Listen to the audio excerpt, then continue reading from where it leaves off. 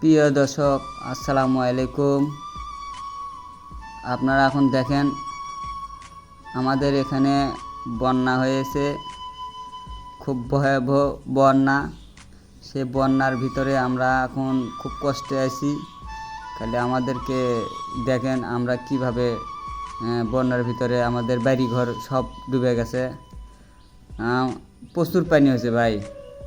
আমাদের এখানে মাইকিং করে গেছে যে আরও গত 3 দিন পানি আরও বাড়তির উপর থাকবে, তোমরা খুব সতর্কভাবে থাকো। তাই দেখতে থাকুন, আমরা ভিডিওটি দেখাচ্ছি আপনাদেরকে কিভাবে পানিগুলো হয়েছে দেখতে থাকেন।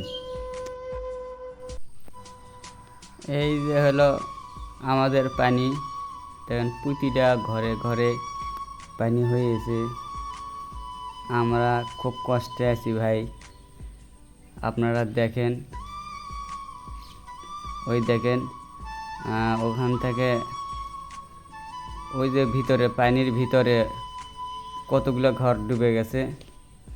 ওই সাইডটা দেখেন, ওই দিন আমি জুম করে দেখাচ্ছি, আমার ক্যামেরাটা ক্লিয়ারিটি দেখাচ্ছে না। এই দেখেন কি কষ্টে আসতেছে পানির ভিতরে। ওই পাশে থেকে এই পাশে যে এখানে ঘর বাড়িয়ে করলো। এই দেখেন এই সাইডটা দেখেন, প্রতিটা ঘর বাড়ি ডুবাইয়া গেছে। যেগুলা ঘর বাড়ি আপনার একটু উঁচু সাইজের, সেগুলা না জাগল আছে।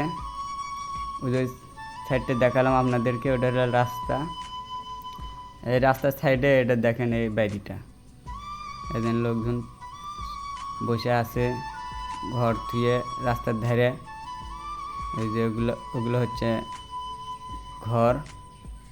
আমি রাস্তার থেকে ভিডিও করতেছি, ভিডিওটি ক্লিয়ার দেখাতে পারছি না, তার জন্য দুঃখিত। আপনারা আমার সঙ্গেই থাকেন, দেখেন পানির কি পরিস্থিতি। খুব কষ্টে আছি ভাই। দেখেন, এই দেখেন পানির ভিতরে খুব কষ্টে আছি আমরা। কি বলবো, আপনারা দেখতে থাকেন, পুরো ভিডিওটি দেখেন। ভিডিওটি শেয়ার করে দিন, সবাইকে দেখার সুযোগ করে দিন। দেখেন পানি বাড়ির ভিতর দিয়ে স্রোত যায়, দেখতে থাকেন।